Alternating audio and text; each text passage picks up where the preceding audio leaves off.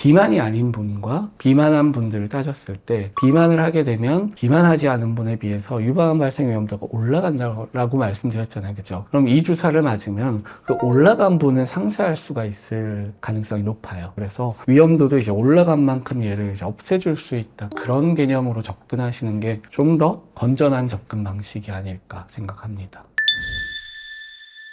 안녕하십니까. 닥터 정재광 원장입니다. 오늘은 되게 핫한 주사제 위고비와 마운자로와 관련된 얘기인데요. 이게 유방암이랑 뭐가 이제 연관이 있을까 생각하시는 분들이 계실 수 있는데, 고도 비만으로 갈수록 더 발생을 더 잘할 수가 있고, 고도 비만으로 갈수록 치료 성적도 떨어지는 데다가 수술 후에 합병증 발생률도 올라가게 돼요. 그래서 위고비와 마운자로는 너무 잘 아시죠? 이 비만을 치료해주는 비만 치료제지 않습니까? 그죠? 그러면 이 비만을 이 약들로 해결을 했을 때 정말 이제 나는 어떤 좋은 유방암과 관련해서 긍정적인 이런 효과들을 얻을 수 있느냐, 이런 것과 관련된 영상, 그것이 바로 오늘 영상입니다. 사실 이제 이 영상을 PD님께서 전 생각이 없었는데, 근데 실제 아스코라고 해서 미국 임상종양학회에서 발표를 하기도 했어요. 이거 후양적이기는 하는데, 위고비, GIP 그리고 GLP-1 복합제제인데, 마운자로죠. 이런 약들을 썼을 때 발생률도 좀 차이가 있었고 성적도 좀 차이가 있었다, 이런 연구들이 또 있긴 하거든요. 그래서 그렇기 때문에 이런 주제를 주셨는데, 사실 이제 이런 것과 관련해서 제가 개인적인 추억이 하나 있긴 해요. 문영훈 선생님이랑, 지금 이제 유방암 센터장님이시죠. 문영훈 선생님이랑 예전에 샌안토니오 유방암 학회라고 굉장히 유명한 국제 유방암 학회가 있는데, 이제 거기에서도,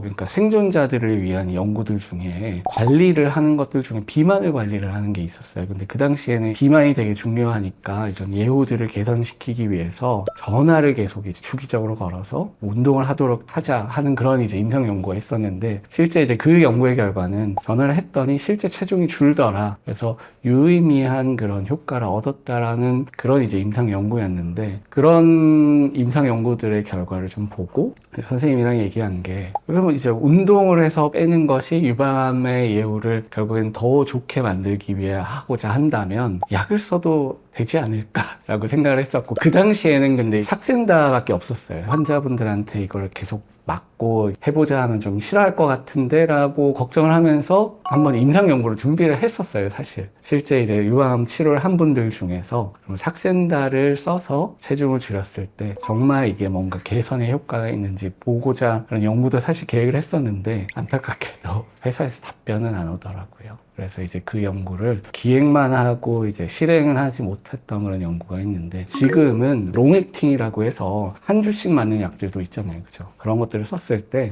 실제 유방암의 재발을 억제하는 것처럼 보이는 효과들이 있지 않을까 하는 그런 후향적인 연구들이 있어요. 그래서 이런 것들이 이제 쌓여나가면 임상 연구도 이제 하지 않을까 기대는 하고 있는데, 하여튼 그런 추억이 있는 주제이기도 합니다.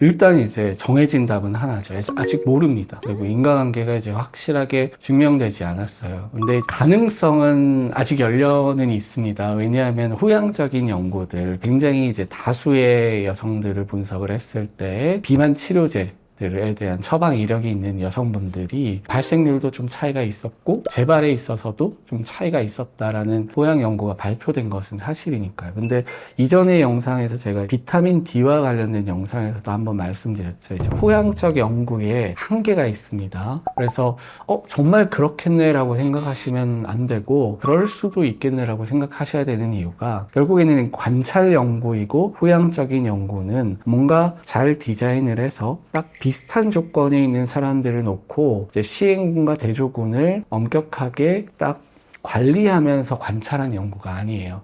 즉 쉽게 말씀드려서 처방 기록이 한 번이라도 있으면 일단 치료했구나, 라고 생각을 하는 거예요. 근데 실제로는 그분이 주사에 처방을 받고 버렸을 수도 있고, 한 번 했는데 너무 이게 속이 메스껍고 구토 증상이 심해서 이게 실패했을 수도 있고, 그리고 중간에 이제 쓰다가 뭐 이런 생각지도 못한 췌장염이나 이런 증상으로 중단했을 수도 있는데, 그런 것들도 이제 아직 파악이 안 되는 데다가 실제 이제 어느 정도의 BMI를 어느 정도의 감량을 시켰고 이분들이 이제 몇 개의 유방암인지 이런 것들에 대한 사실 정보가 다 명확하지는 않아요. 그러다 보니 뭔가 양을 많게 해서 표본수를 굉장히 늘려서 진실값에 근사하도록 세팅을 한 연구이기는 하지만 정말 이게 인과관계가 있는지는 아직 몰라요. 그래서 이걸 이제 정말 그 질문처럼 그럼 이제 정말 이 주사를 맞으면 발생률을 낮출 수 있고 성적을 개선시킬 수 있느냐, 그건 모릅니다. 그런데 이제 사실 아직까지는 이렇게 생각해 주셨으면 좋겠는 게, 비만이 아닌 분과 비만한 분들을 따졌을 때 비만을 하게 되면 비만하지 않은 분에 비해서 유방암 발생 위험도가 올라간다고 말씀드렸잖아요. 그죠? 그럼 이 주사를 맞으면 그 올라간 분은 상쇄할 수가 있을 가능성이 높아요. 그래서 위험도도 이제 올라간 만큼 얘를 이제 없애줄 수 있다, 그런 개념으로 접근하시는 게 좀 더 건전한 접근 방식이 아닐까 생각합니다. 근데 아직까지는 이 약제 자체가 이제 항암 효과를 가지거나 유방암이 생기는 걸 방지해주는 효과를 가진, 직접적인 효과를 가진다라고는 볼 수는 없겠습니다. 이제 예전에 이제 샌안토니오 학회에서 발표된 연구가 있는데, 이 약들을 썼을 때 말씀 주신 이제 부작용들이 좀 증가되는 경향들이 있습니다. 이것도 사실 뭐 관찰을 했기 때문에 완전히 정확하진 않을 수는 있지만 50세 이전에는 그런 정맥 혈전증의 이게 부작용이 좀 증가하는 경향이 있었고, 50대 이후의 환자분들에서는 골다공증이 좀 더 많이 관찰되는 경향이 있었습니다. 이 질문을 주신 이유가 이제 뭐 부작용들이 있을 수 있고, 이렇게 되면 비만한 유방암 환우분들께서는 그럼 이제 나는 이런 것들 맞을 때 좀 더 조심을 해야 되는 거 아닐까? 내가 이걸 맞으면 안 되지 않을까라고 생각을 하실 수 있는데, 사실 그런 것과는 관련이 없고요. 이제 치료에는 영향을 크게 주지 않고 후양적으로 관찰을 했을 때 이런 비만 지표가 개선이 되면서 얻을 수 있는 이점들이 이제 되게 확실하게 보이는 것들이 있어요. 그게 뭐냐면 이제 유방암으로 인한 특이 사망률 감소가 아니라 전체 사망률이 이제 감소하는 건 되게 명확하게 보이거든요. 그렇기 때문에 이런 주사들, 내가 유방암을 경험을 했고 항호르몬 치료를 진행하고 있다 하더라도 이제 그러면 내가 이 주사를 맞을 수 없느냐, 그런 것은 아니다 라고 이해해 주셨으면 합니다. 이 약이라는 거에 대한 개념도 사실 앞으로는 바뀌겠지만, 내가 이제 이것들을 한 턴 견디고 이제 헤쳐나갈 수 있게 만들어주는, 도움을 주는 거라고 생각을 하셔야 돼요. 무슨 얘기냐 하면, 내가 똑같이 10,000칼로리를 섭취를 하는데 위고비를 맞으면, 마운저를 맞으면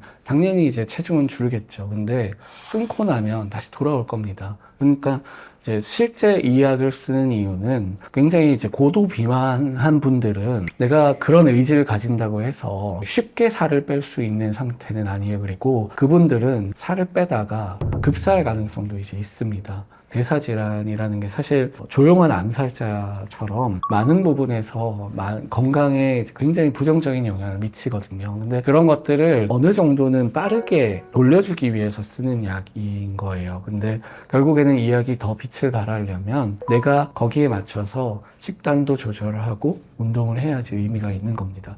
항상 모든 질병은 원인들을 교정을 해야 되는데, 원인이 교정이 안 되면 어떤 좋은 치료약들을 써도 원래대로 돌아갈 가능성이 높은 거죠. 그래서 약의 도움은 받으시되 내가 뭔가 근원적인 부분들을 가꾸신다면 훨씬 더 이후에는 더 건강하게 지내실 수 있을 거고, 그거는 비단 이제 마운자로나 위고비 같은 이런 비만 치료제뿐만 아니라 다른 약제들도 이제 마찬가지가 될 것입니다. 어찌됐건 그런 것들을 맞으실 때 맞으셔도 되고, 부정적인 영향을 준다, 그런 것들은 전혀 아닙니다. 기본적으로 도움을 받고 싶은 부분들이 있다, 목적성을 이제 명확하게 하셔야 되고, 이런 것들을 치료를 계획을 하신다면, 주사를 생각을 하신다면 어느 선까지는 내가 도움을 받되 그 이후부터는 이제 뭔가 다른 것들을 변화시키고 싶다라는 그런 좀 더 구체적인 생각을 해주셨으면 좋겠어요. 그리고 이제 유방암으로 돌아왔을 때 이 주사를 단순히 이제 뭔가 매체에서 아니면 그런 후양적인 연구 결과들이